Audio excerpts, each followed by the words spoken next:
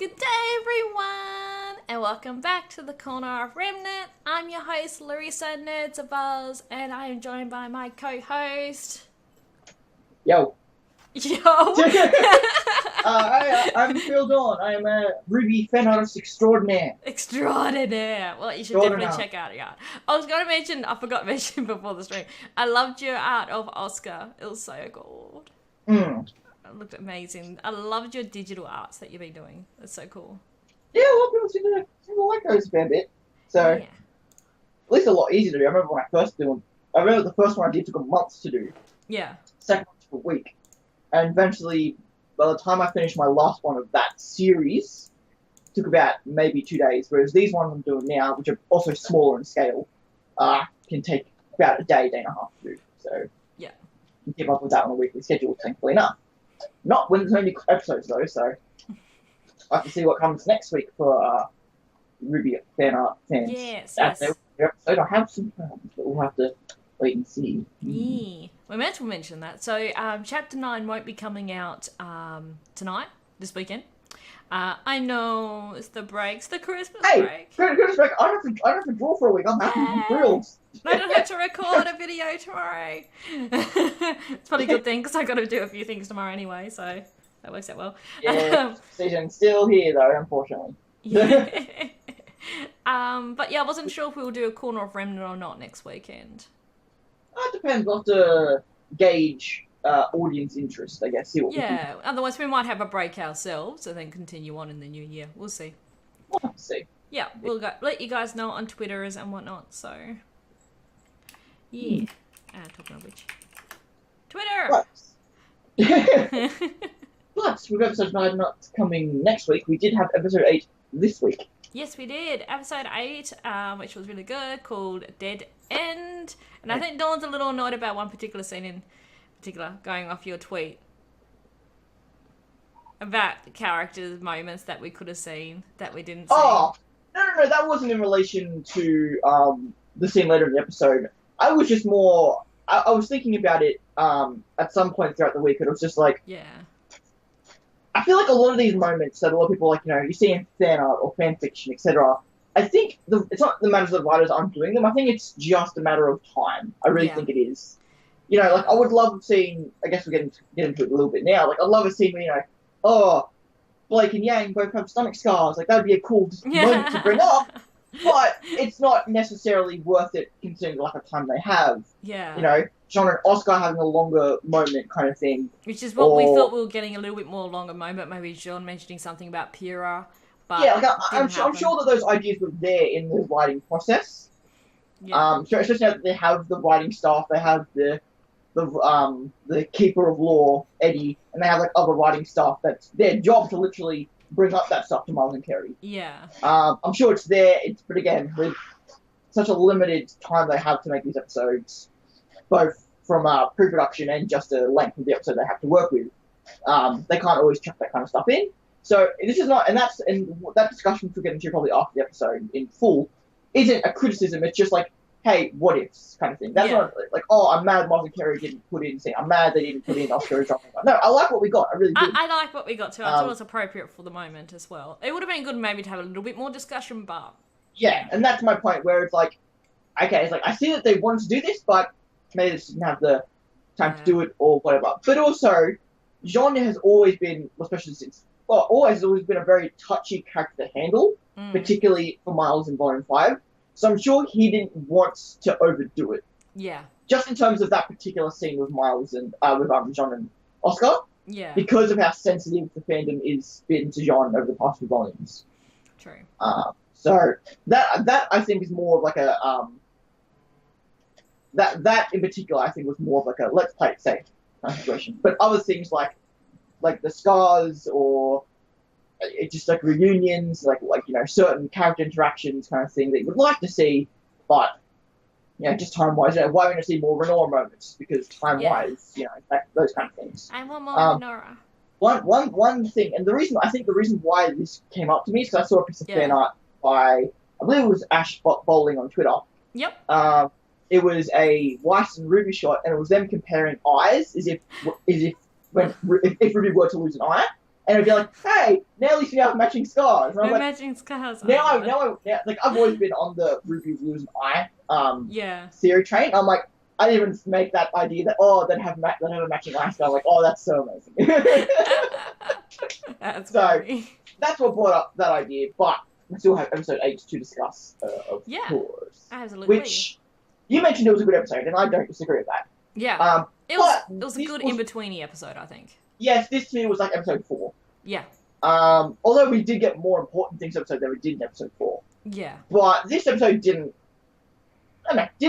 just amaze me kind of thing. Like, Carolina and the August stuff was fine. It took me a few times to watch it before I actually enjoyed it for what it was. I really liked it the first time. As you'll see my reaction, I was sort of like laughing and giggling away through the whole thing. And that's awesome. I'm really happy that you did like it. It took me a few times to kind of appreciate it. Yeah. Again, Oscar and John thing was a little short, so a little bit of a sour taste, but again, fun for now.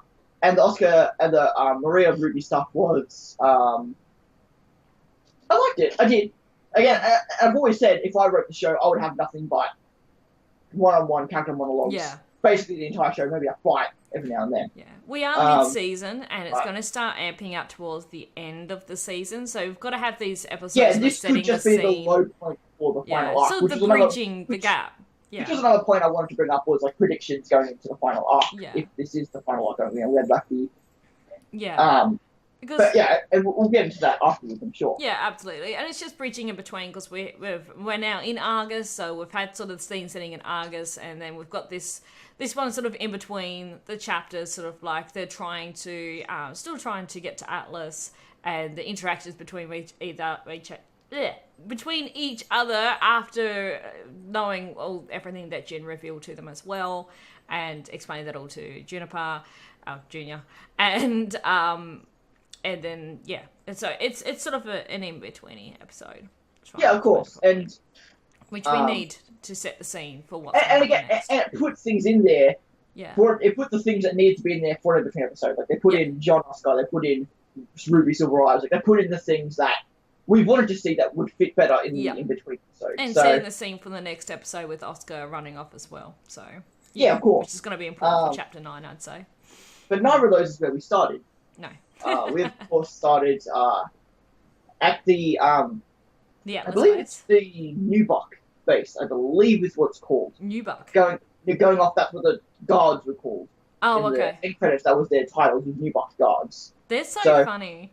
That could be a reference to their character inspiration, which people told me is Alice in Wonderland. But yeah. So like when I first watched it, I couldn't put 2 and 2 together, but afterwards, so I mentioned about the Red Queen and her card soldiers. And like, that definitely I can definitely see a resemblance between Caroline being like the Red Queen, being really short and her hair and everything as well. Not as big. Okay, I get it. Like hair makes her head like big. Yeah, kind of it's just her style. I know very little about Alice Wonderland, but I know little details and stuff. Yeah, as well as her personality bit as well. And but the card guards, so the card soldiers as well, they sort of So and the hup sort of very cartoony sort of. I don't know. When they walked off, I don't know if this was just me, but I heard them going, Atlas.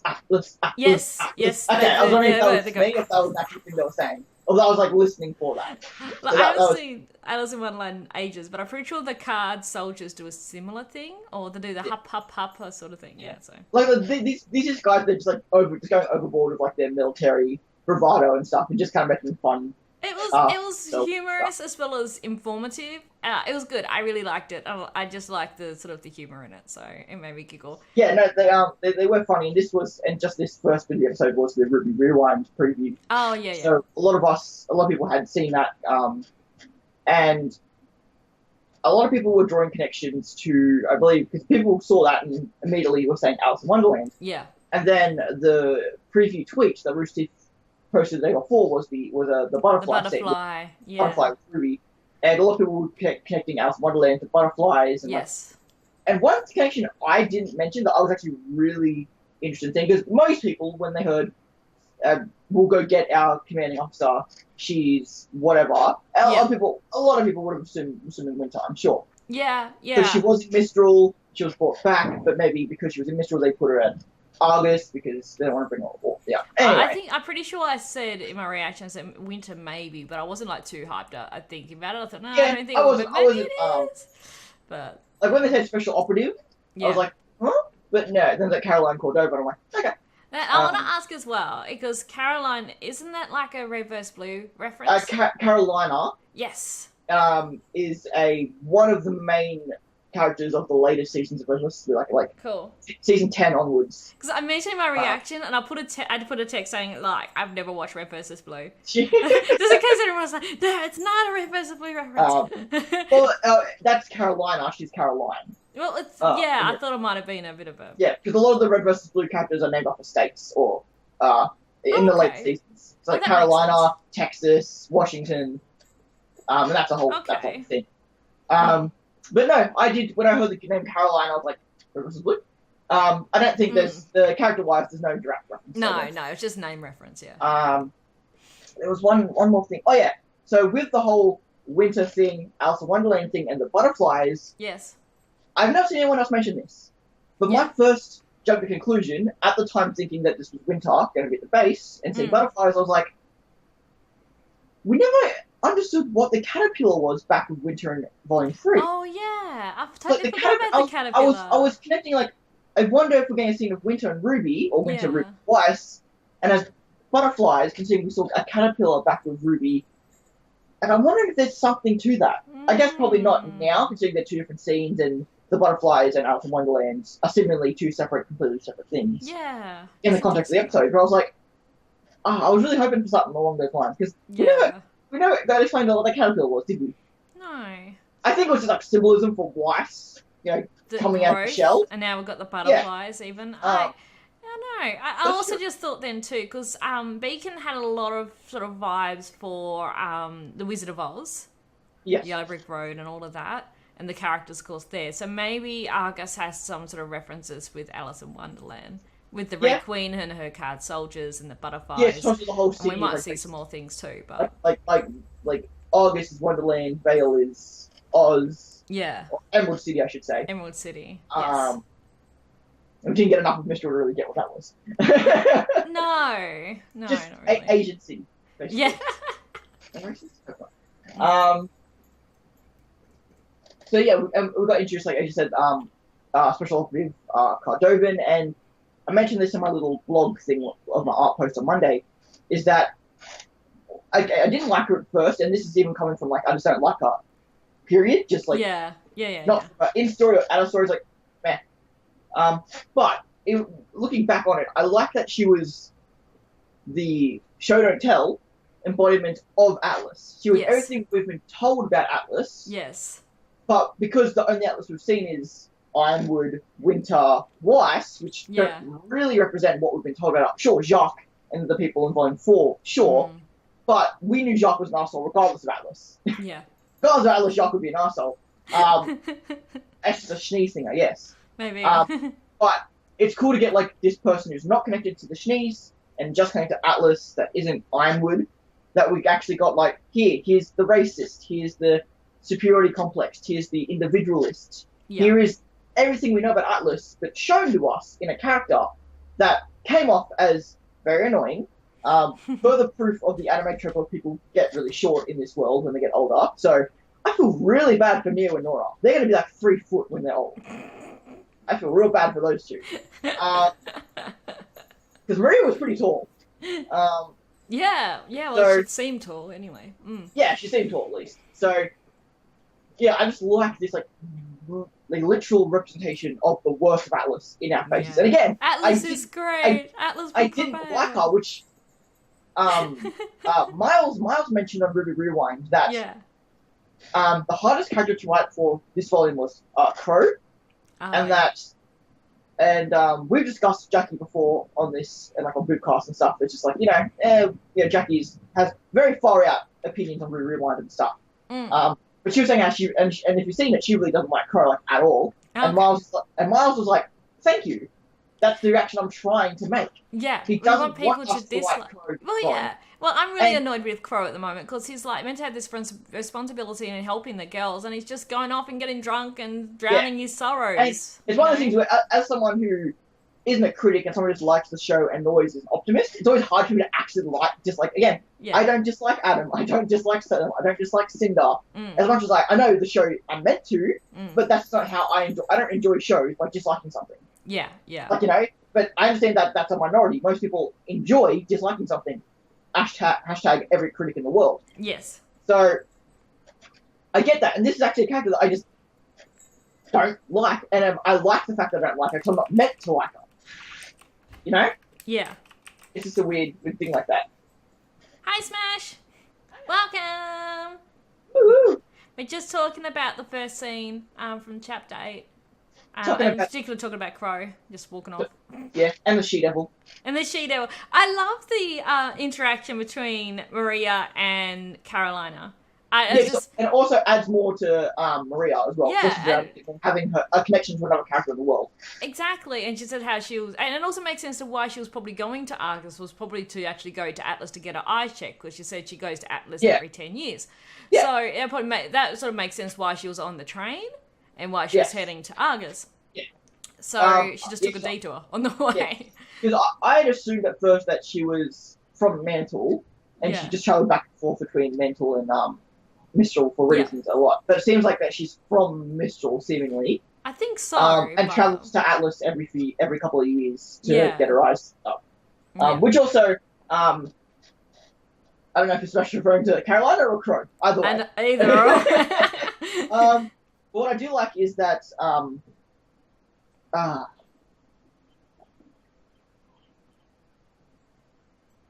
it also explains why Maria is currently colorblind, why her eyes keep breaking, because she was on her way to Atlas to get them checked up. Yeah, well, they could just be colorblind. Well, I mean, yeah, sure, but it also just adds to the more, that was sparking back in Chapter 2. Yeah, that was my point. The fact that they are broken at this current point. I seriously need a repair. But, okay, I'm starting to see your point. And that also really ties in well to what we learned later in the episode, about how she's not defenseless at all. Even because of her semblance, even at her old age, makes her very maneuverable and she's not a defensive old lady, as Yang puts it. Yeah, with a semblance that she's able to react, reflexes, which we'll talk a bit more. Reflexes. Yeah, and also I think because of her staff and she had the gravity dust, I think that's also maybe how she got down the well. Yeah, I think so. Yeah, so. Well, yeah, because I was thinking, well, it'd have to be connected to anything she has one, but the gravity dust would still. She could still use it for something. She could possibly use it still. She wouldn't be able to use it to magnet back up, but she'd use it to be able to gravity slow her way down. Yeah. Or gravity jump up her way out, I guess. Yeah. Exactly. Yeah, so... Regardless. I like that, and the mention about cashews. Very good cashews on one flight. I love Oscar in that whole scene. If you just keep a look at Oscar's face, the reactions he makes, just listening to the stuff that Maria was just speaking on about, in particular, where it's she's talking about the cashews, and he's just wait, what? And just his reaction's just and then we're just oh, it's all right. We shouldn't lose hope yet. Yeah. And Oscar looks everyone else is looking at her what are you gonna say? And Oscar's oh yeah, well, we have hope. Maybe she's dead. And she's but everyone else rolls their eyes. Shouldn't lose hope yet. Maybe she's dead. You go back and watch that scene and see everyone's reactions to when she says that, and it's actually really funny. It again.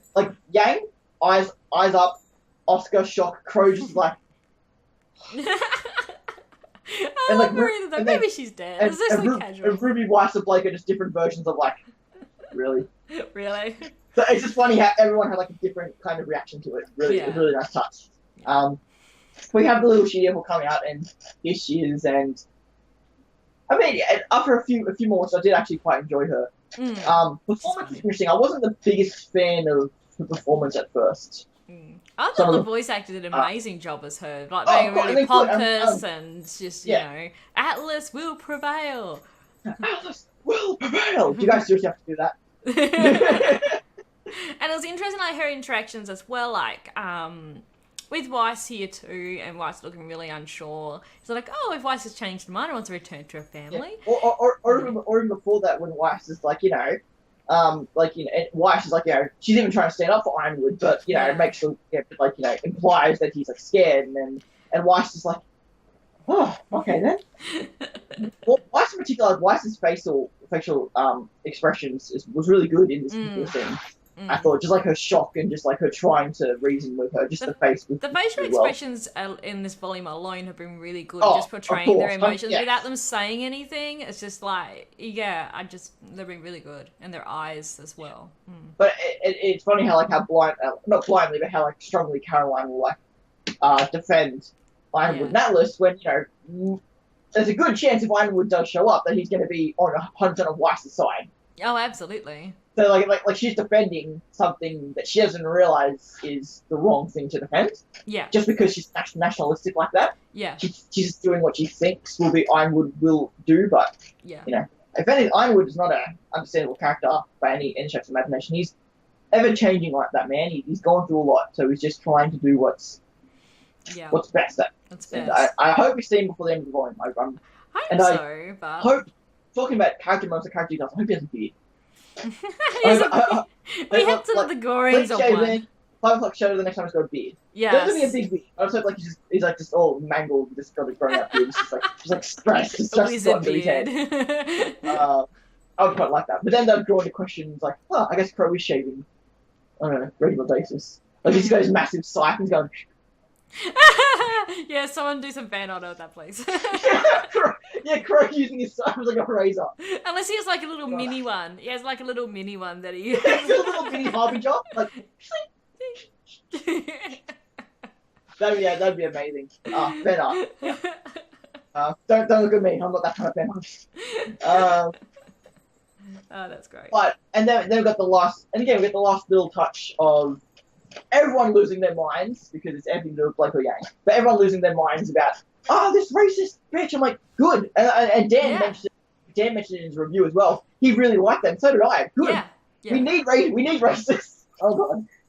It was really cool how Caroline, said to her of questionable character, like referring to Blake there. So they're really against the fairness there, and she also didn't make a huge deal of it too. It was just like that to her just felt natural. Yeah, absolutely. Just like in the forest, and it's good little. And she sees that Weiss has sort of abandoned Atlas, so in her eyes, she's like almost like a traitor. It's like, well, I'm not going to help you unless you rejoin us. The second you try to defend her, it's like, we're done here. But it's like, if you want to go home, then we'll happily escort you home, because we'd get killed by your father if we didn't. Yeah. But we also understand how much your father hates monsters, and so do we, so fuck off. Yeah, exactly. Basically, was the bottom line of that. And again, Ruby coming to the Weiss's aid, and again, like the second time this volume, she's come in and been like, hey, we're not going to leave your side, Exactly. Sure, you could go home to Atlas now and take the relic, but you don't need to do that by yourself. No. So I'm sure Weiss that moment might have been like, I could take the relic home and try to do something there, but it's like, no, don't worry, we'll get that. They don't want it to go back to that, which is good. It is an option, but... As much as Ruby's like, we are going to Atlas, stop arguing, but hey, we're going to do it together. So we're not going to let you do it alone, because we have to do it. We know you don't want to, so we'll at least do it together, because we know you don't want to. So, I like that. We also, I forgot to mention, Junior coming in, and it's like, I thought I told you to leave! Oh yeah, that was great. And I like Nora at the end. Interesting voice work there from Samantha. So yes, good work, Nora. Yeah, it's like, go ahead, you do it. I just liked I like Nora at the end there. Well, your base looks like a big stupid boot. Good shot, Nora. Good shot. You showed it, Nora. Like, a big up boot. Way to show, Nora. Funny stuff. But no, I love that little connect that drawing back to those two the previous day when they came to the base. Yes. I would have loved to have seen Nora go face up against Caroline. No, that would have been great. I was like Maria, Nora, and Carolina. Yes. Caroline, all three of them just staring off at each other. That would be great.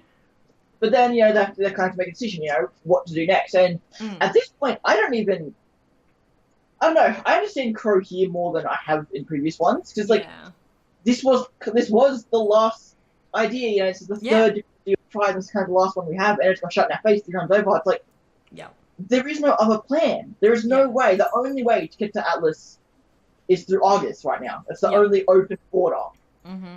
And even then, it's a closed open border at that. You know, you still have to probably do a shit ton of regulations at Atlas before they actually let you in from Argus. Yep. So it's a dead end. So you know, we can't go steal a ship or a airship or a water ship. And even if we did, the military we're not gonna be able to sneak into Atlas. We need Weiss's we need the guy again, what's it called, Fine. Huh? Fine. How Weiss got to Mistral in the first place. Oh, Pilot Boy. Pilot Boy. I was trying to know what we called him. Yeah. We need Pilot Boy. Well, he's dead. Yeah, well, assumingly he's dead, yeah. Yeah. But at this point, the only thing that's going to get into Atlas is Ironwood or Winter showing up. And the chances of that happening, one, the characters themselves should have no reason to assume that. Yeah. And two, even from out of story reason, why? Why would Ironwood and Winter show up? Yeah. So I really don't know. The only reason I can think of is they use Terra's help to get into the relay tower and contact Ironwood. Yeah, that's a possibility. That's the only thing, at least, again, and it's funny, there's very rarely situations in RWBY where you know what the outcome, like you know what's going to happen. RWBY's always like that, they never go in the direction you think. But this situation where I think they just might have to. I don't know what else they're going to do other than use Terra to get to the relay tower. Yeah, like, unless something else happens, there's something else planned. The end of the volume doesn't have anything to do with Atlas, and it's just a villain thing in Argus, and nothing to do with Atlas, and Atlas is something we still don't touch until next volume. Well, unless they move on quickly, they are going to have a clash in Argus once Neo and Cinder turn up. Well, we always keep saying that, but at the same time, as far as all the villains are concerned, it seems like they're going to go to Atlas and wait for the characters, not necessarily go to Argus. They could go through Argus to get to Atlas themselves, but it seems more like they're trying to do it. And I think that's also why, like, when it comes to like the villains, like Salem and stuff, Watts can probably get them into Atlas, no problem. Yeah. With Watts' connection to Atlas that we know.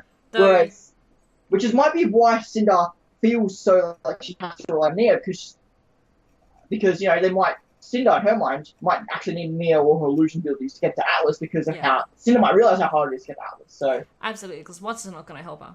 So. Obviously, yeah, but it took me till now to kind of realize that why Cinder actually does need help to get Atlas, because one, an illusion ability would help. Oh yeah. Neo's done it before. Neo has literally been an Atlas military officer before. She has, yeah. So I wonder if that's maybe one of the reasons why she's so willing to work with Neo. Assuming Neo probably has. She sees Neo as a tool to use to help achieve what she wants. She sees everything as a tool. Yeah. Everything to Cinder is a tool for her lady boner. That's anyway. That's unnecessarily suggestive of me. I apologize. It's not wrong. But doesn't make it right. But then so Crow wanders off, and you always think after the apathy scene and after getting schooled by Maria, he might learn better. But no. What else are they going to do right now? And I don't blame him. Really, I don't. But I should, because Miles said I should. So fuck you, Crow. Bad Not because I hate you, because Miles told me to hate you. So Miles knows all. Yes. Speaking of which, if anyone hasn't seen Miles and Kerry on the Spot season finale, that came out 2 weeks ago. Fuck, it's fun.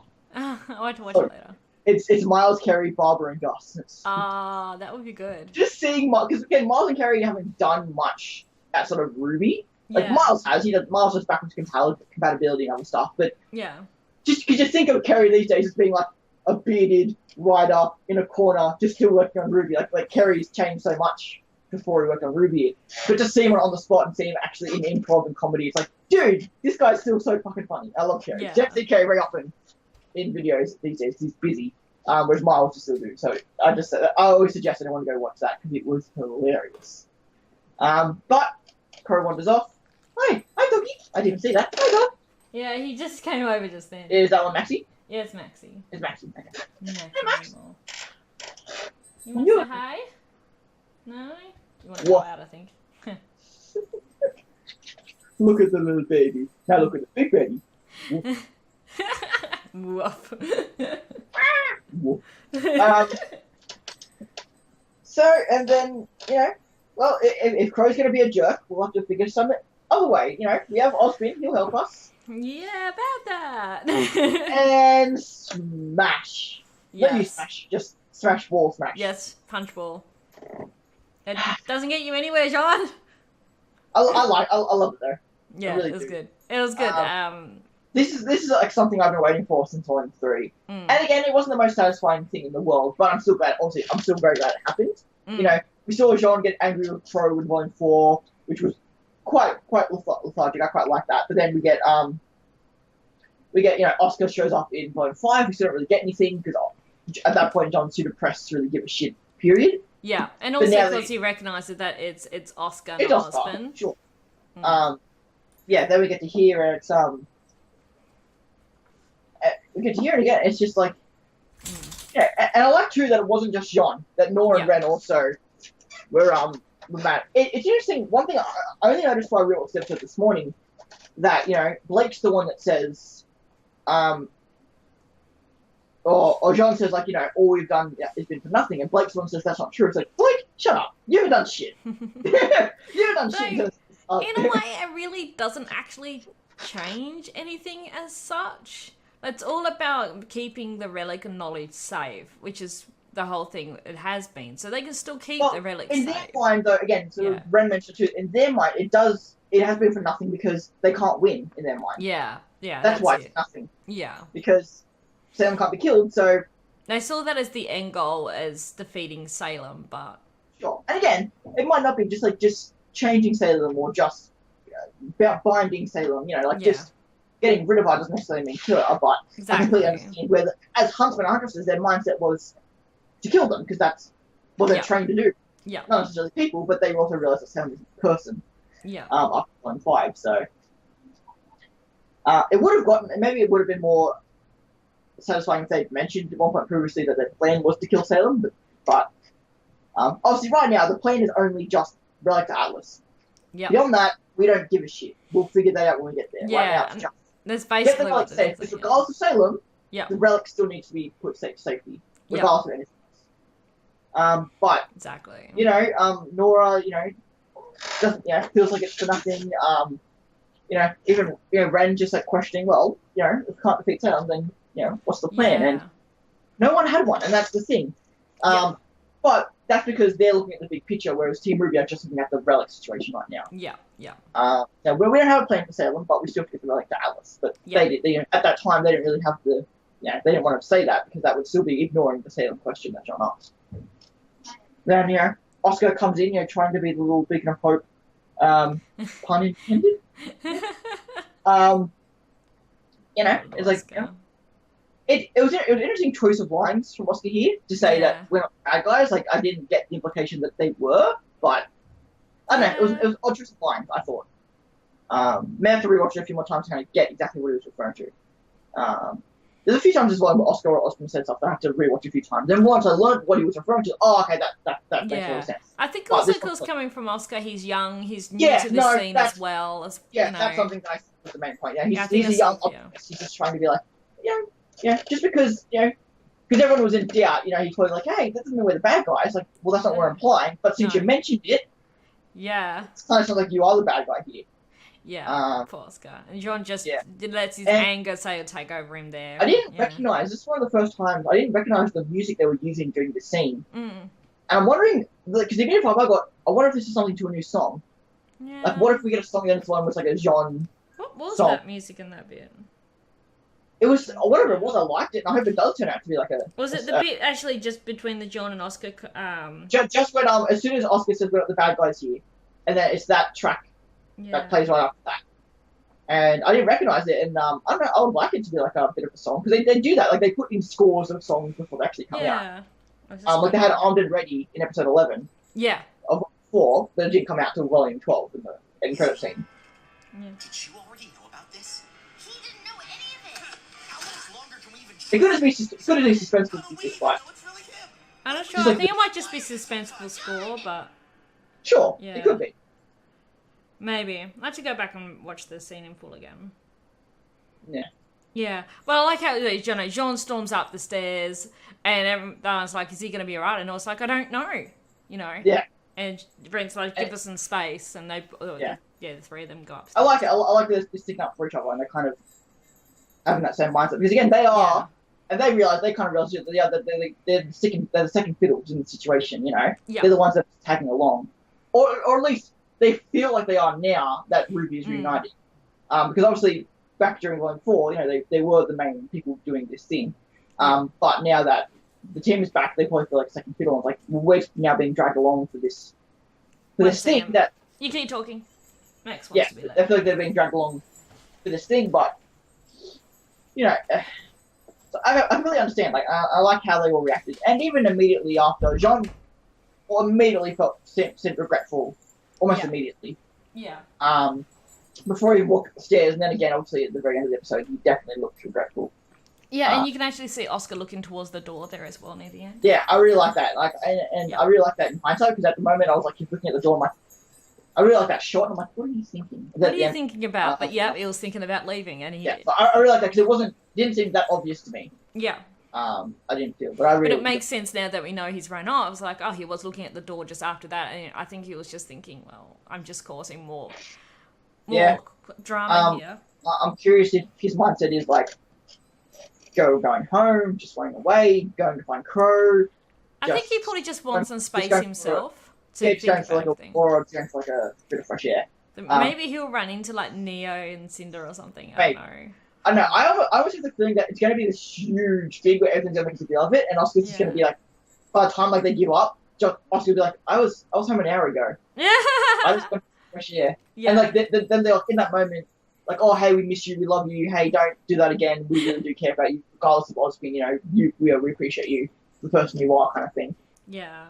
Don't do that again. Kind of thing. That's what I suspect. And maybe during that's when the other guys run into villains or something like that. Yeah. And they come back and like, oh, we defeated the villains, but Oscar's still missing. It's like, hey guys, I'm doing a sandwich. I don't know. That's my 2 cents. It could very much be like, yeah, he gets caught or kidnapped or like that. Or you know, RWBY I feel like some drama's going to happen because we are leading up towards the end of the season, but it may not be anything. But the RWBY so far has had a lot of 2-episode kind of arcs to it. Yeah. It's been like Train 1 and 2, Ozpin Story 3 and 4, Apathy 5 and 6, August 7 8. Yeah. So it could be like in those kind of chunks. That's 9 what I've and seen. 10 is going to be Oscar running off and them looking through the city and stuff. And whatever comes out of that. Then 11, 12, 13 is like the final 3 episodes. Yeah. Because that's another thing too, we didn't mention that. Oh, yeah. It's only having 13 episodes. It appears to be just having 13. I haven't seen any official about it, but when they said the date... I think Kerry. Well, what I was going to say is like we had the date that the last episode will be, I think it was on the 26th of January, and that means they can only fit 13 episodes. Yeah. I'm pretty sure someone from Rooster Teeth has said that it is 13. 13. Oh, okay. I haven't seen it. It was like, it was like an official thing, but I'm pretty sure it was like an official personnel. Because I saw a lot of people questioning it, but yeah. And to be fair, considering how drawn out last volume was, I think it might be a good thing that it's packaged into more. Also, less for them to work on, so they can spend more time on stuff. Yeah. So I think really it will provide a better quality over quantity effect.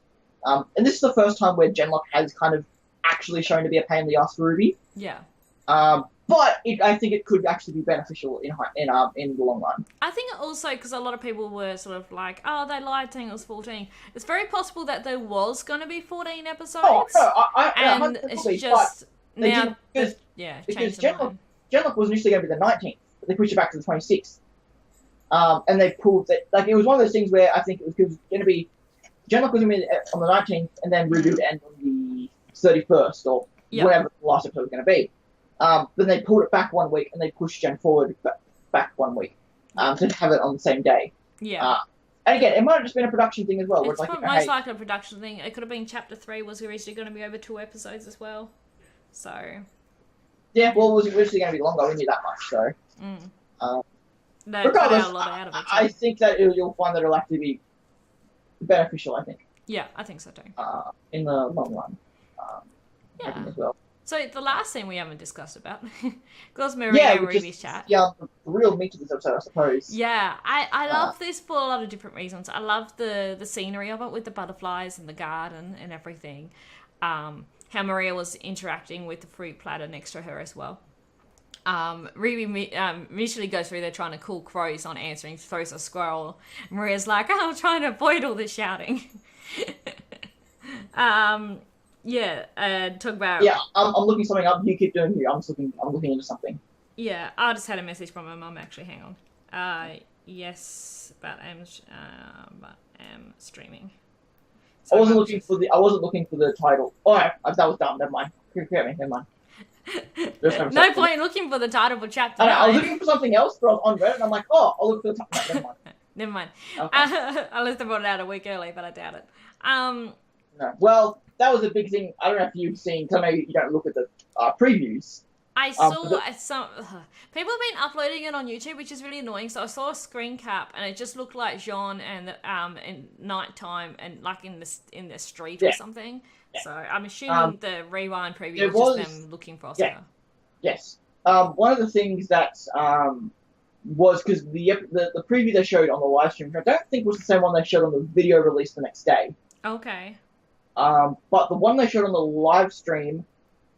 Nothing was, I forgot what it was called, but nothing was, like, screened out. So, basically, everything was on one 2D plane. So, people were models were walking through things, like, through bins, through walls. You could see every character in every scene, despite if something's in front of them or not. Because they weren't, like things weren't, like, 3D yet. I don't know how to play it. And everyone was, like, criticizing them for it. And it's like, guys, and Miles was like, hey, guys, fuck off. It's 2 weeks before the episode even comes out. We have to give them something for the preview. But again, then it was already fixed by the next episode, and by the next day, because I don't think it was in the Okay. It was the next one. So yeah, people were just being mean for no reason because they were dumb. Basically. Well, that's the thing. I just find the RWBY fandom can be very toxic at times. They just feel really entitled, and they have to criticize absolutely every little thing. It's like, just be grateful for what we're getting. You know, that RWBY is continuing and is being amazing so far. So yeah. Well, again, to be fair, the community has been a lot fucking better this one than last volume. That is true. Especially on Reddit and stuff. Like it has actually been very overwhelmingly positive. Yeah, I've just seen a lot of just toxicity. Like I haven't. It's to the point now where I don't even follow any critics, like any people, like apart from like Dan, that I wouldn't call him a critic. No, like I don't follow any just because because everyone else has been cool about it. So yeah, I'm just gonna stick to those people. Yeah, I think it's more like, not necessarily the RWBY critics on YouTube, but it's just the fandom in general. I've been really good with my comments. I haven't had too many negative comments, which is great. But I know Beck has had a lot of really horrible, nasty comments on her videos, especially about Saffron and Terra. Sure, well, Beck is a lot more outspoken about that for obvious Well, I had a very similar reaction to it as well, and I haven't had any negative comments about it whatsoever. Yeah, I don't get as many views on my videos. No criticism of Beck at all, but you don't make as big deal out of it as she does. Yeah, I did point it out very rub people the wrong way. Yeah, I don't know. That's all. I'm just saying, as someone who, I've mentioned on the last stream that I don't think it should be a big deal, period, and even people who are shouldn't really be boasting about it. Yeah. But, and so I was saying, it's just, I think people, not just Beck, but people who are a bit more open about themselves are just not asking for trouble, but are just lending themselves more open. Whereas, you're fine, but you don't talk about it all the time, so people either don't realize, and people don't really give a shit to talk shit about it. I don't know. Yeah, I don't know. I just found I've sort of skipped I think I've dodged the bullet a bit with it. Yeah. But there's been a lot of toxicity about it. So. Yeah. But back to the episode, because that's what's important, really. Yeah, Maria and Ruby. I love the butterflies and stuff. Miles had mentioned on Rewind about also, I don't know if your audio is a bit low. It sounds a bit low to me. No, I don't think so. No? Okay, so I'll turn myself up then. They were saying how we really wanted to make new greenery and make new wildlife and stuff for this for the city. All the trees were different from any trees we've seen previously in Remnant and stuff, and it's just this is all really cool. We couldn't do this back in Volume 1. Even if we wanted to, we just couldn't do it back then. No, definitely couldn't. But now they can. They're doing all this really amazing stuff with the scenery and stuff. Just as simple as a backyard, making it look. Yeah, or hopefully if they ever do redo Volume 1, 2, and 3 in Maya, it would be Maya. Well, probably by the time they do it, they'll probably get a new engine by that point. Yeah. Well, the thing is, if they redo it, I think it'll be great, because then they could add little effects like these that we missed, like the greenery and the little butterflies and other things, especially through the Emerald Forest, for example, and Forever Fall. Yeah. Yeah, and Beacon itself.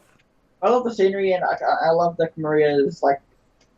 I really like how she phrases it, where it's like, you know, you don't give yourself enough credit. Thank you. It's like that wasn't a compliment. That wasn't a compliment. What was that sound? That's the sound that's 12 o'clock. Oh. My town just does that. It's 12 o'clock. It's 12 o'clock. 12 o'clock siren. Don't know if I don't know if you heard it. I think everyone else did. Yes. Yeah, I like how she phrases it. Where it's like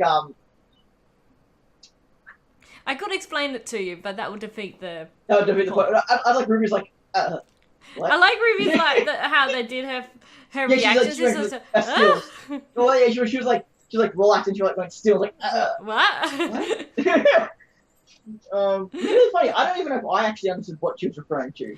I sort of got it in a way. Is that she was saying that you don't give yourself enough credit, and Ruby saw that as a compliment, and she's like, no, I didn't mean that as a compliment. I mean, you really should give yourself more credit for what you've been able to achieve in such a short period of time. Oh, okay, yeah. So she didn't have some hidden meaning to it. She was just saying that you should take that as, hey, and Ruby saw it as a compliment that, I don't give myself enough I credit. think most people, really, 99 people in the world will take that as a compliment. So. Because Ruby was feeling down and that she haven't achieved anything. Yeah, you shouldn't feel happy about not giving yourself credit. You should feel bad. You should give yourself more credit. You really should give yourself more credit for what you have achieved. That's how I saw it.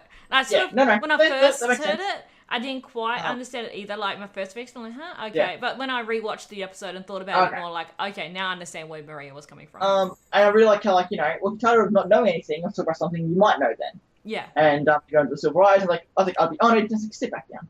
I like how Ruby sits on her knees as well. It's cute. Like, teach me, master. Again, more Yoda-like stuff. And it's like, tell me what you do know. It's like, with the legendary warriors from the past, and at Beacon I turned a giant wyvern. Always been a wyvern, because that's what a wyvern is. It's not a dragon. I know they called it a dragon, but they were dumb. It was a wyvern. Yeah. A wyvern, as I like to say. Wyvern's stone. Wyvern's stone. And I was like, oh boy, that's it? Okay. And everybody's like, yeah, whatever, asking for help. And do you know what? I love that. I love her response so much, because literally that was like me in high school. It's like, I wasn't fucking asking a question. If I knew what the answer was, then I wouldn't be asking a damn question. Because I had teachers that were like, what do you think? It's like, I'm fucking asking you for a reason. I want answers. Hello? I can't hear you. Hello? I can hear you. You can't hear me. That's weird. I'm dark. I can't hear anything. Oh no! It's coming through the stream. There you go. So. I don't know if it's my head. I don't know if it's my headphones. Someone will have to. Don't know. Play out to. You're coming through still on the stream, so. Yeah. I just couldn't hear you. Your mic was having issues before the stream, so I was wondering, making sure it wasn't you. I think it's mine. I think it's Skype. Yeah, one of the two. But yeah, no, I had teachers that were like, well, what do you think? Like, yeah. Anyway. And I really thought in this conversation that she was going to talk about, Pyrrha, and like, oh no, we're going to have to talk about like what she saw with Pyrrha dying and stuff. But no, it wasn't. I wasn't thinking that. I mentioned it. Yeah, but it's like, but no, she was more like, oh, I was scared and I was afraid and like, but Maria's like, but what were you, what were you trying to do? And in the end, it's like, I was trying to protect my friends. Exactly, that's what she was trying to do. The whole time, she was trying to protect those that she loved. Yeah. And I like the thing she said, like, the preservation of life. Yeah. It's an offshoot of creation, or at least an enemy of destruction. But one of the most important things is, like, she said, we're skipping around here. I've realized we're skipping all over the place with this whole scene. Oh, that's okay. But I do like how, like, I shown like mirrors the light of the world against the darkness, which is, I'm pretty sure, a reference to a number of songs, like mirrors and lights and all those kind of things. Revealed through mirrored eyes. That's not. Yeah, that's not. That's in that Sacrifice. Sacrifice. Yeah, revealed by mirrored eyes, and I think it's mentioned in another song as well. Yeah, I'm pretty sure it's in This Will Be the Day as well. No, I don't think it's in This Will Be the Day. No, I don't think there's mirrored eyes in that. No. I don't think so. But Sacrifice has a lot of references because it says watch the roses die. Yeah. And mirrored eyes. So. Yeah, so then, I think one of my favorite line in this whole thing, because Silver Eyes have always been a thing where it's like once she gets to use them, she'll be kind of overpowered. But again, they've implemented the idea of you shouldn't use them because that puts a target in your back. They said that back in Volume 4. There's a reinforced episode in Volume 6 that you're just putting a target in your back, having Silver Eyes, so use it minimalistically. Yeah. There's the idea that she'll lose an eye, so then her power will be either not be able to use or significantly weaker. So there's a lot of things input to not make these things overpowered. And also the main thing is that, most of the enemies she's fighting aren't even Grim, to be fair. Exactly. It's Cinder, Salem, and the Grim, but she's fighting a lot of people like Neo and other people who aren't Grim, so... Well, Maria mentioned as well that your semblance and your training is your strengths. I was just about to get to that. Yeah. That was my favourite thing this episode, because those are what saved your life. Those are what's most important to you. Those are your strengths. Yeah. I love that. I love that, again, with everything else, and that on top really really defines Silver Eyes. Even though it is a gift from the gods, which I'm still not the biggest fan of, so I'm not the biggest fan of that idea. But it makes sense with the Grim being from the God of Darkness. So. But again, they've also limited a lot with don't overuse it. Your semblance and fighting is still more important. And there's a lot of ideas out there to weaken them, whether who she's fighting or just losing a eye. A lot of elements in place to not make their survivors feel overpowered, despite the fact they're being from the gods. They still just feel like an ability, which is good because they always have the potential of being this overpowered gift of the gods kind of thing. I'm still a little sad that the idea was never I've never had a problem with the fact that it was never brought up. Yeah. And again, that could have been until they chucked in there, but I would have liked again the whole it's well, why don't you know more about it? It's because I never wanted this normal knees kind of thing. Yeah. Because that was always an idea I always really liked, but yeah. Then Ruby goes the whole sort of nerdy geeky thing. Teach me how to do laser beams on my eyes. Yeah, so I like this idea more now where it's she just didn't realise that Osmond might have known more. And Osmond might not have known more. Despite everything. He still might not have known about Silver Eyes, because I still don't believe in the whole Silver Eyes descendant of Osmond or anything like that. And Maria didn't even know about it being from the gods until she put 2 and 2 together from until she saw Jin's vision. Jin's vision, yeah. Sirens! And that one's police, or ambulance, or fire. One of the three. It's too hot to close the windows. So just the police are out in force this weekend, so... because double demerits. Yeah, we don't have double demerit points here, thankfully. Oh, okay. But they are out in force. We passed 3 cop cars on the way home last night. Yeah, I was from work on Thursday and we saw 4 of them. Yeah. In 4 different spots. It was crazy. But yeah, we've got a lot of really good stuff here about Silver Eyes and Maria, her semblance, prefixes, really cool. Just a lot of really cool stuff, and little geek moments, and learning the Silver Eyes from the God of Light, which I did notice that. Mm-hmm. Yeah, you pointed that out, and I was a little unsure about it, but yeah, no, that was a good point. So it makes a lot of sense. So yeah, it does. I just wonder now then how it's a thing, because I still don't want it to be a gift from the god necessarily. Well, it could be just originally. At least in terms of directly to RWBY. If it's just given to a few select people and then just bred throughout the world kind of thing. No, I think it's more just humans adopted that ability. After it could even be before the humanity was destroyed, but either before or after, I think humans just adopted that ability, the. So you think so you think it's like semblances and aura, just something that was left behind after magic was wiped out. It was just something that still remains. I'm thinking something along those lines. It's just the effects from the God of Light. It's just an extra semblance that passes on like the Schnee glyphs do. Yeah, it's like an extra semblance almost. And it's like how the God of Light... that comes with physical traits, sorry. Yeah. He had God of Light with Ozma, and that was his whole thing. But he could have also perhaps given the ability for some people, a small percentage of humanity, to be born with the silver eyes, and it be hereditary, a 5% or something. Yeah. It's some rare eye colours, I think, I'm not sure, but it's a sort of a rare percent. I think even green eyes, I think, are very rare. And, so it could be something like that, just as a small percentage or a rare chance for them to be either born with the silver eyes because the God of Light made them, or if they just adapted that ability. Yeah. I don't know. It's something like that, I think. I think I like the idea of it being another element of like the magic, like semblances. Yeah. And it's just but like the Shneeds, it's one that passes on, but also gives the. But the reason why it's not an actual semblance because it's actually a physical trait. It's a physical trait. Yeah, absolutely. Which not an aura trait, shall we say? In terms of semblances. So I like that idea, and I'm curious if we'll delve into that kind of stuff or not. Yeah, not sure. But I think to me that's just how it feels like. Just like a small percentage of humanity are born with that trait, and it's heredity. So yeah, hereditary. Yeah. And again, I'm sure there's a lot more we could probably glean from this scene, but it's all pretty self-explanatory, I thought. Yeah, I thought it was really good. I really liked everything. Yeah, I think it's great that we're getting more about the Silver Eyes this volume, and that's going to become important as we move along too. Yeah, I like the nod of like, well, that doesn't make, all you said doesn't really make sense because I used the power against Cinder. And Maria, having no idea who Cinder was kind of like, I don't know, maybe there was just something you didn't see. So I think this was, because I originally thought RWBY was referencing the first time, but I think she was actually referring to the second time. But the dragon, for the wyvern, she said, I definitely thought she was talking about Battle of the Beacon, but she did mention at Haven. But I missed that. Yeah, I missed it too in my reaction. I forgot to put a little because when I thought about it, I was like, but the dragon was there. That alone would have... Yeah. Why she got hurt, I don't know, and I think that does tie into the I think she's Scarab. More, Yep, so she's more referring at Haven, because when she did the Silver Eyes without even really thinking... It was just, Cinder was affected. She's like, why was Cinder affected?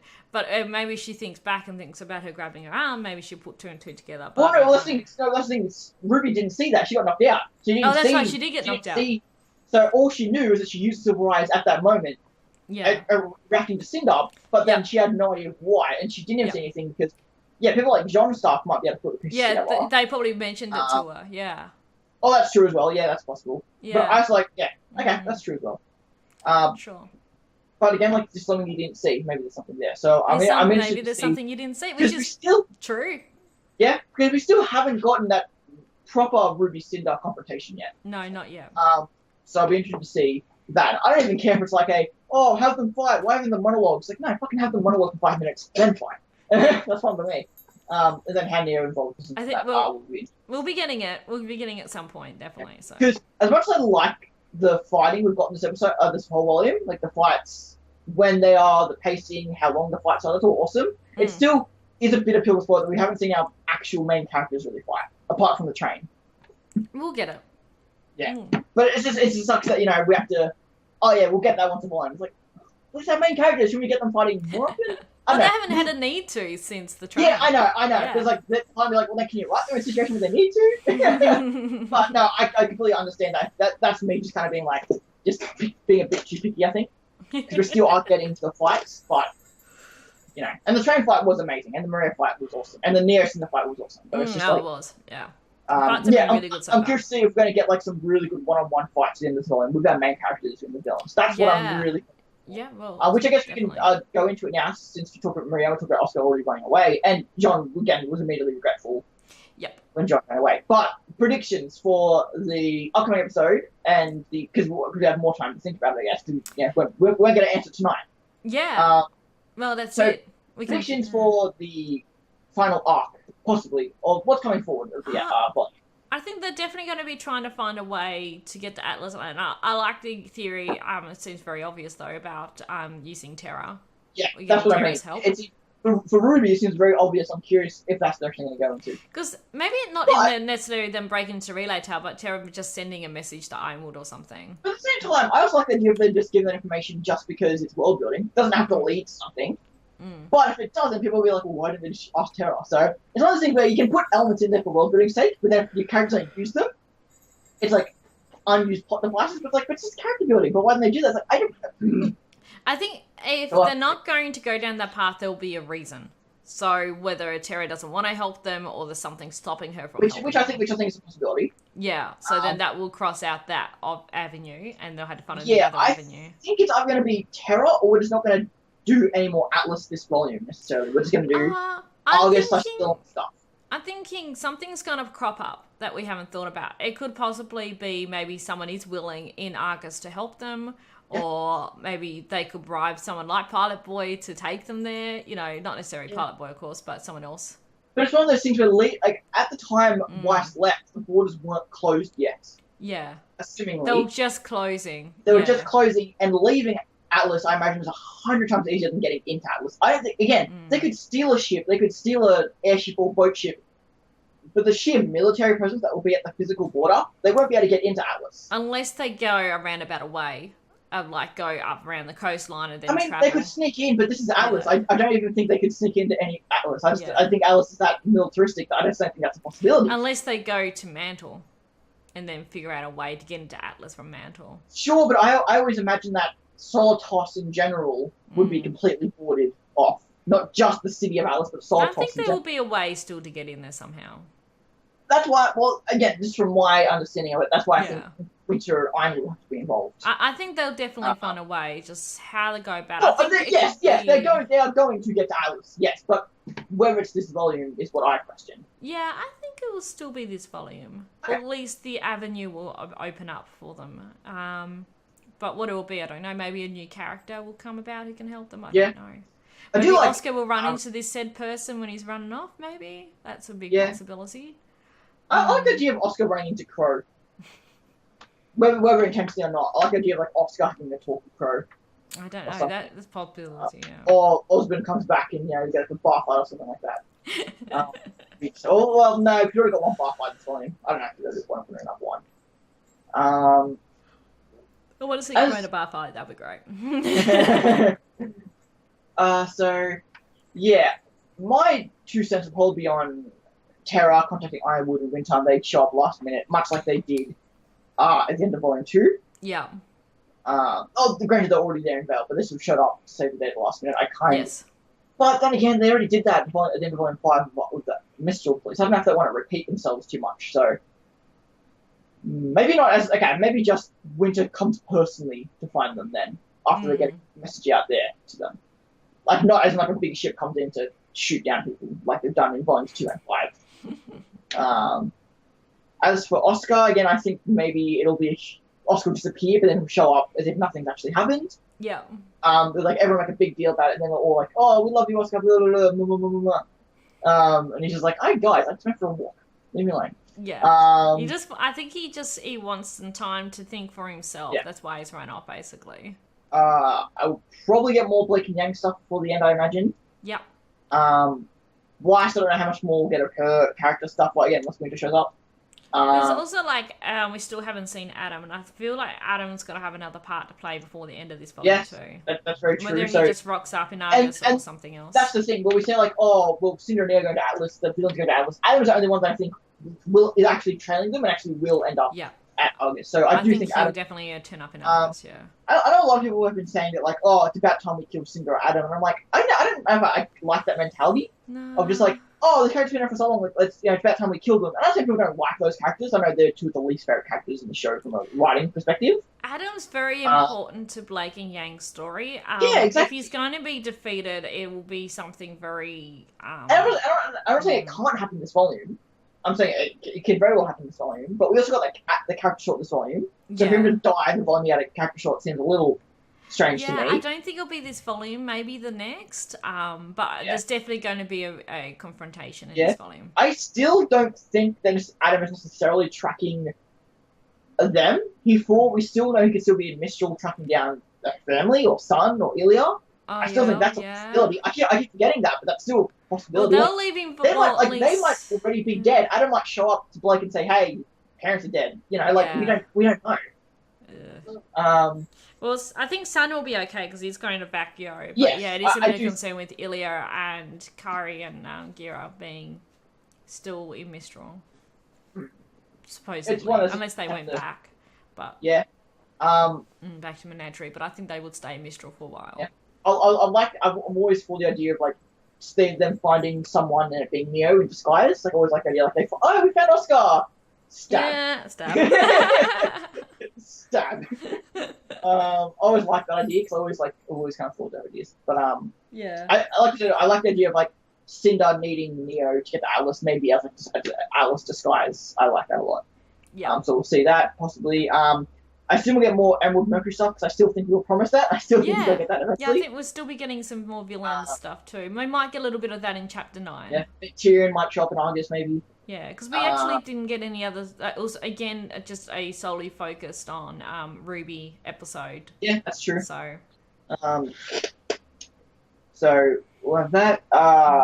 I don't know if we'll get much with Hazel or Watts necessarily, but I think Tyrion and... hey, J-Spy, we mentioned that at the start of the stream, actually, yes. Yeah, not really a theory as such, it's more that they're inspired. Because every character in RWBY has an inspiration. So I definitely... That might not necessarily be it is very likely. Yeah, I think it's definitely very likely, because it's... And Carolina being, of course, the Red Queen. No, that's okay, I'm just mentioning it. Yeah. Right now we're discussing just predictions going forward for the finale. I'm still in the bandwagon of RWBY getting kidnapped or losing an eye this volume or something to that degree. But I say that, but maybe next volume, because she only just learned about her eyes, maybe give her a volume to actually use them. Yeah. But at the same time, she finally learns about them. I think from a story perspective, I think it's fine for her to learn and then lose them immediately. But I think the fandom will lose their shit if that happens. Yeah, I don't think because they've been so impatient about it. Yeah, so. I think something will happen with RWBY to help her develop, but what it is exactly, I don't know. I don't think we're losing an eye this volume. That probably will happen later on. Crow dying, Gang getting hurt again. There's still a lot more elements we could give to RWBY. Absolutely. RWBY, I think, has already matured a lot and already taken on some shit fun already. But I still think, there's maybe still one big moment for RWBY that's coming that we haven't seen. I think something's definitely going to happen with RWBY. And we've had more development with her this volume, which is great. It's one of those things, there's still 5 episodes, still a lot of the season left. Yeah, we've still got a lot to go, yeah. Yeah, we mentioned that too, like how RWBY and Weiss could compare scars. I love that, I love that idea. You saw a fan art of that, didn't you, Dawn? Yeah, but Ash Bowling on Twitter. Ash Bowling on Twitter posted a fan art of RWBY and Weiss comparing their scars. Hey, back! How's your stream? Yeah. How's the boopcast? Sorry, I didn't get a chance to pop on because I didn't actually get out of bed until like 15 minutes before the stream. Yeah. Alright. I think Oscar will be alright. I think Oscar has a stronger head on his shoulders. Hey, Grey Wolf! Don't they all, Beck? They all go longer than Wix. Oh, absolutely. That's just live streams and podcasts in general. They always go longer than... You're meant to be doing your 12-hour stream, aren't you? Yeah, they start that up pretty soon, I'm pretty sure. Make sure you guys go check out Beck after that. Yes, go check out your noob stream afterwards too, because she'll be doing a 12-hour stream. Yeah, like in 2 hours. Okay, there you go. So, I think we've covered a lot of the characters going forward. Like, I'm curious how much Saffron will play going forward, or if she's more like just a one-off, hey, here's a cool character because you like to see it. Thank you for the follow, Grey Wolf. Yeah. Sorry, interrupting you. No, that's fine. But yeah, I'm curious how much Saffron will play going forward. Like I said, Saffron and Terra could still play a big role going forward. I think they will, Trying to think. I think that might be about everything we kind of mentioned. So I was wondering again, maybe, because we just got a little bit earlier in the stream about the character moments that we might not have gotten because of time. Yes, that's right. We're like going to mention like Renora moments, or like Weiss and Blake belly scar moments, or stop laughing at that. I don't think that's going to happen, but no, I also kind of hope that. But what I'm wondering was that a consideration, but time-wise, it's not worth putting in. That's what I'm going at here. That's the point of this. What things do you think might have been in the writers' heads that would have been really cool for the fandom, but time-wise, just couldn't chuck in there. Do you have any? I mentioned a few. Do you have any that I haven't mentioned at all? Not really any that come to mind as such. We already got sort of the talk with Maria and RWBY with Silver Eyes, which is what I wanted as well. But maybe another RWBY and Oscar talk I would like. We wish we might get. Yeah. If RWBY finds Oscar first, perhaps. Yeah, RWBY showing off her evolved semblance. That would have been a cool one. Yeah. Well, yeah. But things exactly like things like that, like little like things you get in comic books or RWBY chibi, basically, but that could actually be in the main show, which is why like the manga is really cool because the manga is full of those kind of things. Yeah. Still, my wife, I just bought the Blake one for my friend for Christmas. Oh, awesome! Yeah, I bought the Blake one as well. At this point, I'm probably going to read that on the plane to TAS. That's probably when I'm finally going to get around to reading the Weiss manga. Well, I think Beck has my copy of the Weiss one because I haven't been able to locate it, but it could just be underneath a whole heap of stuff. Because I lent it to her when she was over here. I don't know where it's gone. I think of any other little... I really want some more Renora moments. Sure. But at the moment, I can't... Oh, you do have it. There you go. That's where it went to. But I definitely want some more Renoir moments, but I can't understand why at the moment we're not going to see them, especially just with the state of mind.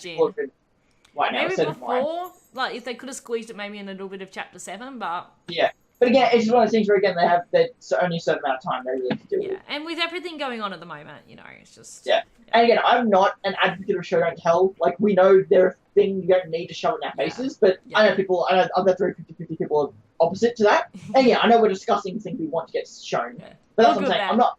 That's what I'm saying. It's not a criticism of, oh, why didn't they put this in? It's like, hey, what are things you think could have been in there but probably aren't for time's sake? But are still like canon possibility kind of interaction. Something that might have been a thing. And there's nothing really much else I can really think about. Like Ruby and Blake interactions. Yeah, some more Ruby and Blake ones would be good. I would like some more cat references, maybe some more tuna or something. I don't know.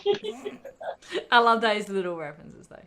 I know someone said as well how when Blake was eating his sandwich that one of your ears twitched, and I thought maybe you had tuna in it or something. I know I mentioned last week, but I love the idea that like the bench was too high for Nora, so she had to reach over to grab it.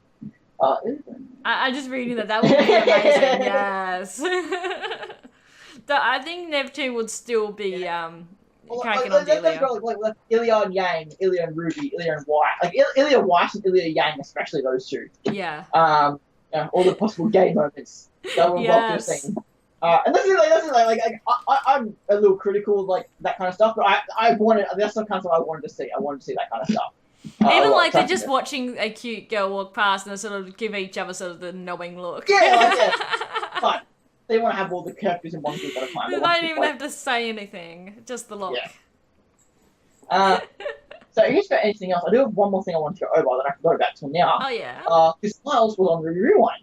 Yeah. I still need to watch it. So he answered a couple of questions. Yes. So I thought I could speak them out and okay. So, and some of these are spoiler questions obviously he's not going to answer. Can Ruby Silver Eyes kill Salem because she's part Grim? And Salem says it's not. Miles says it's not that simple because she's also an immortal human of magic. So there's a lot more to it than just. She's also immortal as well as being part Grim. So. What was the idea for August in the military base? So they wanted to show a city that was like a beach, but also like a snowy beach. Yeah. Kind of climate. Patrick and Kerry worked on it most, and obviously there's a lot of things. And then, like now they have the technology to flesh out the city to make it feel like a city with like all the road works and like just like the environment stuff. So they had a lot. The theatre and everything. Yeah. They wanted to do back in Volume 1 and 2, it just wasn't possible. How do you feel voicing an angry version of Jean? It's very cathartic, much like in Volume 5. Yeah. Maria's weapons are called. What do you think Maria's weapons are called? Oh, I don't know. It'll be something like Grim Reaper. I don't know though. What are they called? Life and Death. Oh, Life and Death. One is called Life, one is called Death. Yes, that's cool. I like it. I wonder which one she has because she only has one of them now. Yeah, that's good. I'm hoping Life. I'm hoping Life. It might be a bit morbid that she's only got the Death one. But it does seem like the scythe, at least the front of it, has been removed. Yeah. It has a little back thing still, so the skull can still go up and down, but the actual blade doesn't seem to be there anymore. I say she's got Death because she's old and she's gonna die soon, Beck. Okay, Beck, I was trying to do the opposite of that, but sure, let's just throw that in there. Fine. What is the writing process? Miles and Carrie will take different scenes and kind of go back and forth with each other, but they don't write together, they kind of do different scenes to each other. Favorite characters this volume for Miles is Ruby and Maria, least favorite Crow. But he's glad that people don't like Crow this volume. That is his intent. Well, Crow's been just a jerk right now, so. Which again, as much as I'm like, but again, that's the point. That's what he wants. So I can't criticize people for criticizing him. That Miles is trying to criticize him. Just read the chat. Yeah, I know. Well, Beck, that's the point. He's meant to be. So he's meant to be, yeah. He's meant to be helping them, but he's just drowning his sorrows. And what is the theme this volume? Miles said, you have to wait and see. It'll be very obvious. The theme? Of this volume. So, like, Volume 4 was, like, recovery. Volume 5 was, like, accept. I don't remember. They do have buzzword themes. Exactly what. But the one for this one will be obvious. Jay's back. This must it's called Harboring over here. This is my walking stick. It's called Stick. I was saying, no, this is my walking stick is called Death. Yours is Harbinger, mine's Death. Together, we're the Harbinger of Death. That should be their ship name. Yes. Bruno and Crow, the Harbingers of Death. Harbingers of Death. Oh, yes, I love that so much. Yeah, let's make that a thing. Make that a thing. You talk, I tweet. Hashtag Harbingers of Death. Oh god, someone clip it. Crow and Mary totally need to do a badass pose together. It'll be actually awesome if Maria still has the second staff. Like, maybe it's in storage or something, and she just goes and grabs it, and, like, they have... Okay, I'm glad you said storage, and my mind went somewhere else pretty bad. Rude! It's just hiding underneath her cape. Yes! Her dress. No. But it'd be awesome if she actually gets her weapons back, and they both do the pose. She does the pose with them together, like, the two sides together, in that really awesome pose she did, and yeah, that'd be cool. Or the other one where she has one up in the air, one sort of down. Yeah, that'd be cool. My Twitter went off night mode. I'm very sad. Oh no! There we go. Back to black. Hey. Check the chat because I have to click back on chat. Okay. Starting with Saffron, Kerry handled most of Saffron's stuff. Okay. How much does fan opinion affect your writing? Does it affect how people live longer and relationships? Oh, yes, they're considered, but very rarely actually put into practice because, and this is why I love the line he said here, if you keep trying to chase an audience, you'll never catch it. Yep. So that's the mentality of it. Yeah. And they're making a show that they would like to watch, which is exactly the mentality you should have. Exactly. Making something do what you will enjoy, because that is the point. But they do notice things like Sienna, obviously was a big one. They did not expect Sienna to be as popular as she was. So that's why they put her into that. That's why they put her into Adam Short. So they might have made the Adam Short just so they could have Sienna on screen again. Because people wanted to see Sienna, so they really worked. No, his mic's working. He's coming through the desktop.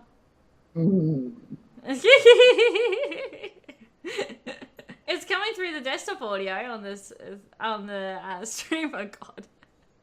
It's just Skype, yeah. That's okay, Grey Wolf. Thank you so much for popping in. Skype has been messing up for us quite a bit on the stream today. It's coming through. It's showing up on my end. The desktop audio. Whenever he's talking. Yeah. It's just Skype, I think, is making it sound a little bit distorted. One thing, though, and this is something I really like how it goes on Sienna a bit more and says, like, the fact that he can make a character one-off, or they can make a one-off that everyone loves so much, is just...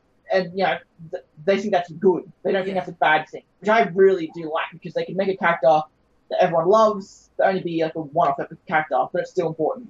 Yeah. And, I don't know, I've never watched Game of Thrones, but I have to imagine that people have the exact same complaints like Game of Thrones, where it's like, oh, this character, oh, they're dead. Yeah. But I don't hear people bullshitting about that as much as they do about calm down, guys. There are a lot of other good characters. Water generating duster thing. Imagine a fish spawner sealing a room. Well, there is water dust, I believe so. So perhaps so. So yeah, you have someone who has like a water dust thing around their neck. If they have lungs, they have like a water dust thing around them. Don't know. That'd be cool. I want to see more use of dust. I it was great to see the gravity dust with Marie Sparks. We've rarely seen gravity dust, except like RWBY's used, I think, a couple times, but we haven't really seen much of it, so that was really good. I really want to see more uses of the different types of dust. Yeah. Has there ever been tempted to tell spoilers? Yes. He really always likes to tell spoilers, but it's just not up to, in a sense.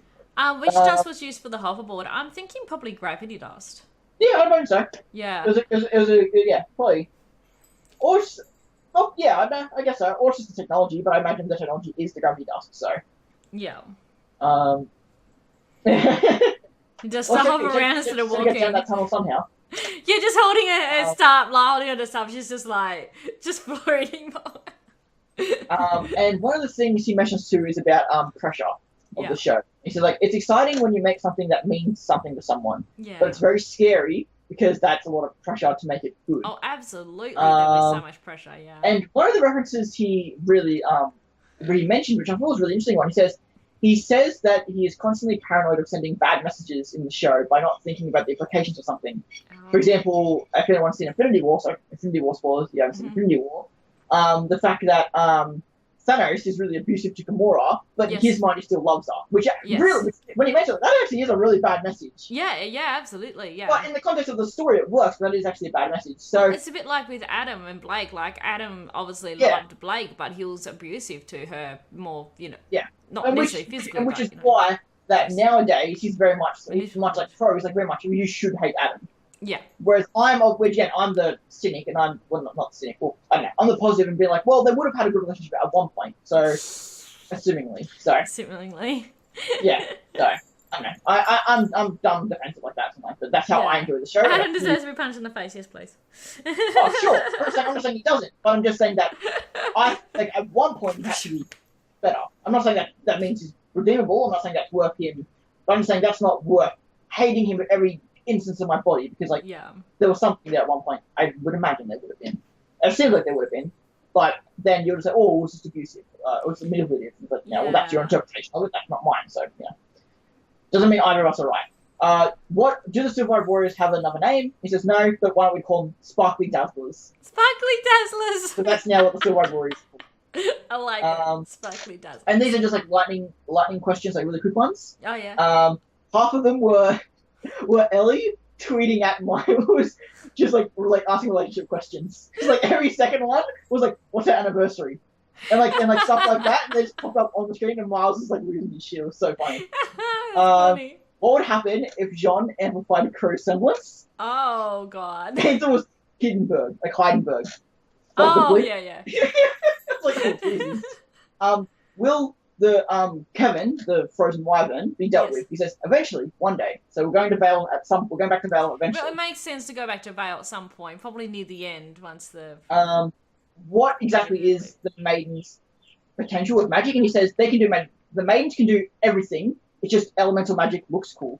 Yeah. Oh, okay. So they can do really anything. They can in theory do anything. Okay. But we see them use elemental power the most because that's just what is it comes off. I guess best. To them as well, like because it'll be after, of course, because they wouldn't actually have a perceived a thing of magic. Yeah, exactly.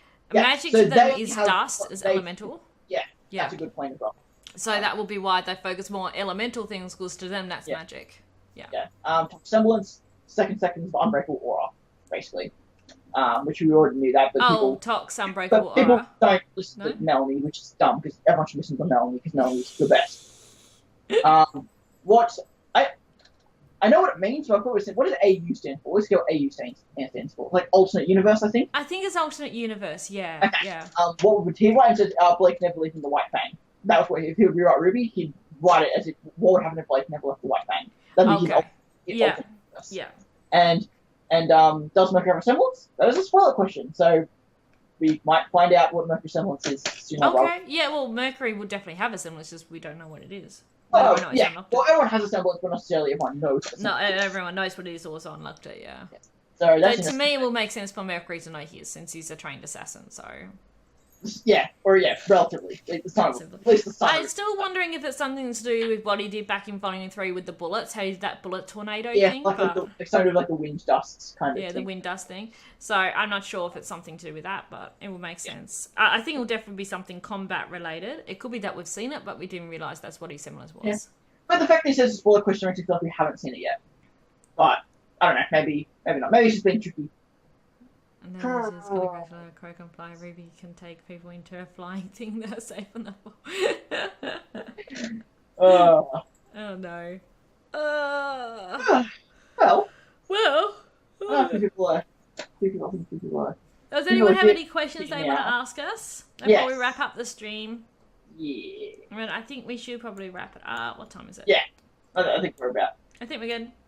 Go away, antivirus. I'll pay for you later. Norton's been interrupting my streams. It keeps popping up. Your computer's idle, so we're doing background scans. Like, my computer is not idle! I use Trend Micro. I don't like Norton. No. I use Trend Micro. I think Chris bought Norton's. I used to have Trend at one stage. How'd you get so amazing? I don't know who you're referring to. Well, I mean, since obviously it's me. Of course. I'm just work so hard at what I do, and I just, don't have a bed. That's always a good help to being amazing. That's a story. Oh, fucking Jesus Christ. Mostly nude, though. Alright, then. Okay, then. I see how it is. She's very off balance since last week, so I don't know if I get it. She has a very off balance pose. Yay! Oh, come on. Well, she's an angel. That makes sense. Okay, why is she not? Okay, why is she not cooperating here? What's up? Oh, she's not standing. I run like a really fancy pose. She's not kind of standing up. I love how little Neo just looks so pissed off. It's like, I'm going to kill you. Don't jinx it. I didn't learn the week that her foot comes off. I didn't realize that. Her what? That was a scare. Her foot comes off. Oh. And it was scary. I didn't realize. I was like, oh, I broke it. Okay, I didn't break it. Oh no. But if that's all it, guys. Yeah. Yeah, make sure to let us know on Twitter or on YouTube comments or now if you guys are interested to hear us next week. It seems that the older you are, then the shorter you are. Yeah, no, I said earlier, I feel real bad for Neo and Nora when they get older. That'd be so short. They're gonna be 3 foot tall. I think they were just going on like the typical anime old woman, which is really short. The inspiration is going to turn from ice cream and Thor to Christmas elves. Christmas elves? Well, I say Christmas elves because elves are actually really tall in most lore, but Christmas elves are really short. So. Yeah, no, they're not. How to make that distinction? And it's Christmas time.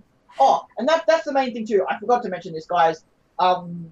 Nondescript holidays, Christmas, whatever you celebrate. Hope you have a happy holidays. Yes. From all of us, or both of us here. We wish you all the best of this holiday period. Happy Foxmas. All right then. That's my Foxmas hat. Isn't it cute? Foxmas? I haven't heard that one before. It's got a little foxtail in it. It is very cute. I'm not disagreeing with you. I just Foxmas threw me off guard. There we go. Celebrate Foxmas. Sure. Merry Foxmas, everyone. Merry Foxmas. Actually, do I still have that on here? Oh gosh. Ta-da! Anyway, yes. But yes, Merry Christmas to everyone. Happy holidays. Be safe. Have fun. Eat lots of food. And don't forget to on the day pray to the Great One. Yes, praise the Great One. And enjoy your ice cream. Yes, enjoy ice cream and cookies. If any of you here on Christmas Day or the 25th, depending on what you believe, pray to Piro and eat ice cream, you are the best person. We owe you something at that point. Yes. Although I'm going to now make an effort to make sure I do that.